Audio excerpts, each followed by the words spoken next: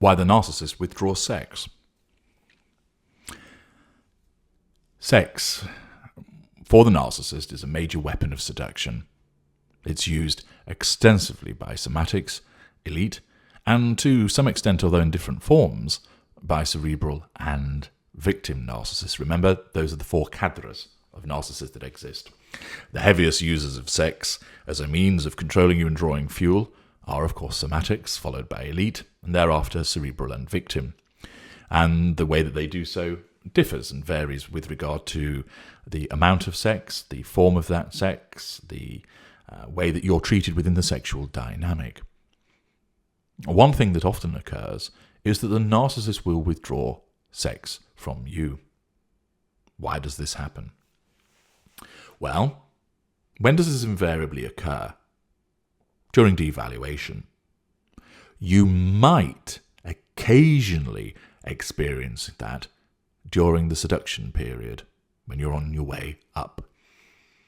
And it might be that the narcissist, having given you night after night of urgent, expert, exhilarating sex, one night says, not tonight. That's not being done because you're being devalued. It's because the narcissism is testing the extent to which you are under control. If you shrug and go, well, okay, no problem, that signals that you're not as under control as would need be, and therefore the resumption of your seduction should continue with particular intensity. If, however, you're upset and you plead, and and why? What's wrong? What's the matter? Have you gone off me? Am I not doing something right? That demonstrates that because you are concerned by its withdrawal, you are very much coming under our control, and therefore what will happen is we will probably give you an explanation to ease your concerns, i.e. ensuring that you are given assurances so you stay under control. We treat you benignly because you're still within the seduction, or we might then have sex with you to give you the reward for demonstrating that you're very much under our control. So if there is a withdrawal of sex during the seduction period, and you will know that it's the seduction period because everything else is going well with us, we flatter you, compliment you, spend time with you, there's no nasty behaviours. But if there is that withdrawal, it's temporary and it's being done to test you. It's done instinctively by the lesser or mid-range narcissist. Greater or the ultra has consciously decided, right, need to see how good our control is over this person. Tonight, no sex. Or at least the suggestion of no sex. Let's see how they react. Okay, she doesn't seem too bothered by that. Right, we're going to have to try harder. Or quite possibly, maybe this individual isn't going to be good to be the primary source. Let's switch to a different secondary source instead. Or we recognise this person will make a good primary source, but she's not yet under control. We need to put more effort in to secure them and therefore intensify the seduction that is taking place. Where it's less raw mid-range, that's what's effectively going on in the unconscious. In the conscious mind, the narcissist just thinks maybe he's tired or that it's just time for a little break. But what's really happening is that the narcissism is causing the narcissist to test you, where that narcissist is lesser or mid-range. That covers, therefore, the position of a brief and temporary withdrawal during seduction. And understand that doesn't always happen. Often, and more usually, the narcissist continues providing you with lots of sex, flipping you like a burger in McDonald's, engaging all different types of behaviours, or at least providing you with lots of it and of a high quality. Not all narcissists, remember, are sexually proficient and sexually skilled, but you will get that with the somatics and the elites, at least to begin with anyway. But what about when there is a sustained withdrawal from sex? What if there is a sustained removal of sexual interest in you? This is one of the major uses, or I suppose more accurately, non-uses of sex during the devaluation stage. In the golden period of seduction, we gave you lots of wonderful, passionate, exhilarating sex. Now it's time that we take it away from you. How does this manifest? We no longer initiate sex with you. When you try and initiate sex, we reject you. We deliberately talk about other men or women to raise the suggestion in your mind that we are having sex with them and not you. You're triangulated.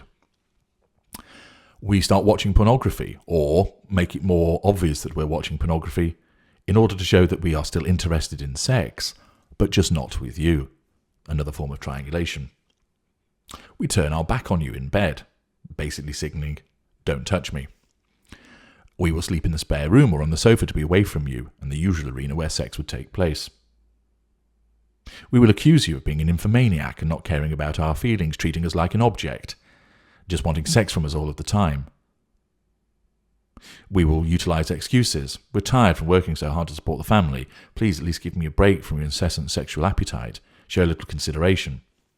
Pity play. Projection. Blame shifting. Accusation. We will accuse you of having an affair to legitimise our withdrawal of sexual interest in you. How can you expect me to want to sleep with you when I know that you're fucking somebody else? We will berate you. We will accuse you, for instance, of dressing like a slut, that you don't appeal to us, that you make it too easy almost, and that it's not inviting anymore. Of course, it's quite possibly the case that the way that you're dressing is precisely the way that we asked you to dress during the golden period, and this shows the hypocrisy, contrarian nature of us and the black and white thinking. The removal of sex in any relationship causes problems. The removal of sex in a relationship with us is devastating. Like much of what we do, we elevate you as high as we possibly can so that there is further then for you to fall. Again, the lesser and mid-range narcissists do that instinctively, the greater and the ultra do it consciously. What we have done during seduction is designed also to have an effect during devaluation.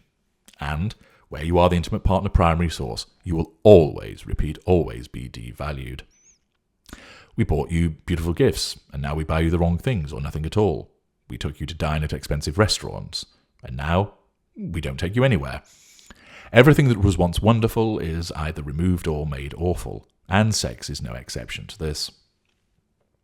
Because we've caused you to bind love and sex together, the removal of our sexual interest in you understandably hurts you. It upsets you. It makes you cry. It causes you to question us, pleading with us to explain why we will no longer sleep with you. Your reactions of bewilderment, upset, anger and distress all provide us with the negative fuel that is craved by us during your devaluation. This demonstrates that you are being controlled, and, of course, we want the fuel from you, and the potency of this negative fuel outstrips that of the positive fuel that you want provided. Furthermore, the prospect of the reinstatement of sexual relations with us allows us to exert control over you. It also means that in your desperation to get things back on track, you may well agree to do things that you ordinarily would have resisted, both within and without the sexual sphere. The ability to have such control over you, to manipulate how you react, not only ensures that we have you under control, something that is part of the prime aims, but it also provides us with the fuel that we need and makes us feel powerful. Don't think that our withdrawal is because we have somehow gone off you, or that we no longer find you attractive or a turn on. We never actually did to begin with. All of that was just done to make you think that way so that you were bound to us.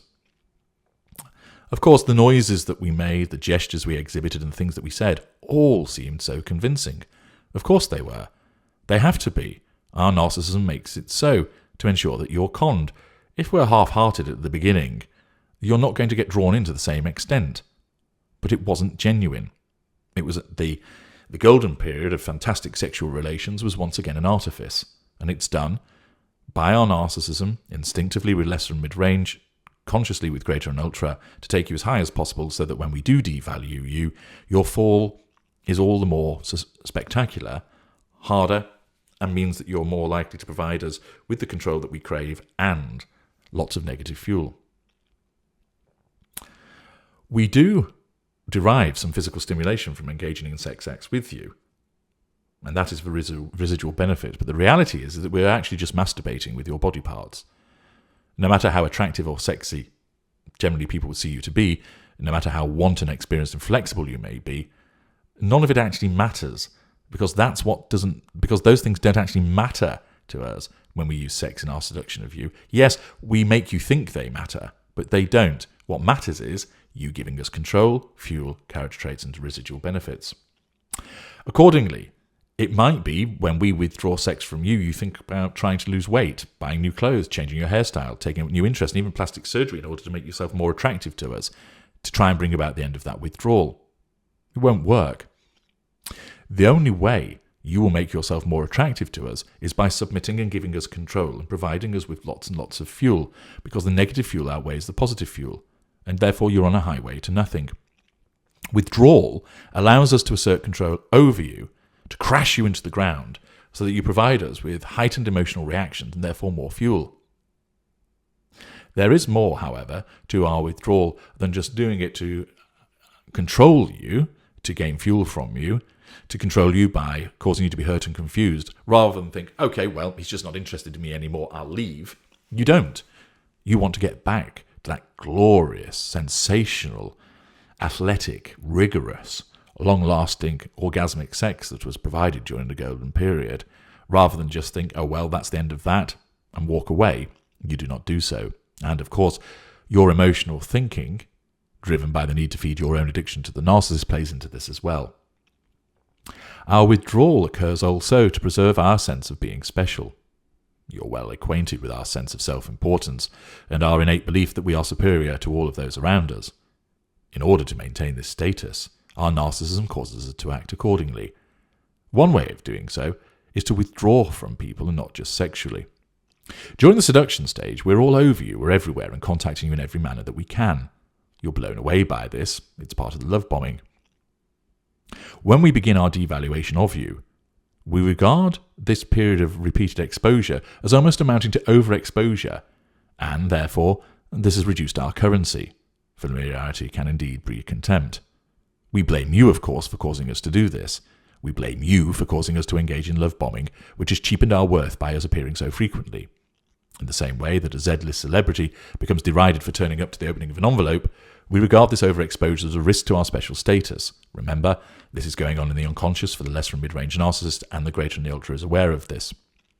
And the exposure as a risk to our special status, we blame you for causing it. If you hadn't presented yourself to us so that we had to try and lure you in, we wouldn't had to have overexposed ourselves in this manner. In order to ensure that our special status is not eroded further, we then withdraw from you. In the sexual sphere, we have provided you with copious amounts of sex to seduce you, to control you, to gain fuel from you. Now, we withdraw, and we will do so. This will, of course, assert control over you, hurt you, so you respond by providing us with fuel, which also signals that you're under control, but it also enables us to retain our special status as this sexual god. This will allow us to retain a special sense of self as being wanted, lusted over, and desired, because of our elevated status our narcissism has us believe beyond ordinary people. Accordingly, any attempt that you may make to draw us back to engage in sex when you're being devalued will be doomed to failure. Because you're painted black, it will just be seen as a threat to our control, and we will reject it further. Your response will signal that you're under control and provide us with fuel. If your response doesn't signal that you're under control, but you're providing us with fuel, we will keep interacting with you until we get that control, or we will withdraw. Withdrawal is easy. No longer having to provide something appeals to our economy of effort, and with lessers being lazy and mid-range narcissists liking the modicum of effort, being able to no longer provide something to you preserves energy which can then be used elsewhere. And remember, especially where you're dealing with somatics and elites, when we're not having sex with you, it's highly likely that we're having sex with somebody else. And that fantastic golden period that you enjoyed is now being given to somebody else. We conserve our energy by no longer having sex with you, so that we can provide it to somebody else instead, possibly more than one person. Accordingly, the withdrawal of sex is done because it allows us to assert control over you through withdrawal. It provokes you to provide us with fuel, which is what we need. It enables us to refresh, if you will, our status of being special. the idea that you have eroded that by causing us to overexpose ourselves to you. It saves energy, because withdrawal is, of course, doing nothing. And this is all done because you are now in devaluation. You are seen as traitorous, treacherous, and malfunctioning, and therefore, unconsciously, you must be punished. And so all of the good things that you received are either turned bad or are taken away from you. And because for you, as an empath, and invariably having a love devotee trait, the question of love and intimacy and sex are all bound up into one. And therefore, the removal of sex not only hits you in terms of depriving you of something that was very, very pleasant and enjoyable, but it also goes to the core of your beliefs, because it affects your concept of being loved. And therefore, it is a very effective withdrawal. It is a very effective way of asserting control over you and provoking you to gain that fuel. Because although you can't spend all of your time in bed with somebody, you still do regard sexual relations as very important for the health of your relationship. It signals to you something enjoyable, signals to you that you're loved, that you're wanted. And therefore its withdrawal equates to not only the withdrawal of sexual congress, but also the withdrawal of love and intimacy, and hurts you all the more. It goes to the very core of your beliefs and being. Thus, when the narcissist withdraws from you sexually, this is because we are doing it to control you, to gain fuel from you, to punish you because you're now in devaluation, and just to refresh our status, to remove the threat to control that you have caused as a consequence of our perceived overexposure. I'm H.G. Tudor. Thank you for listening.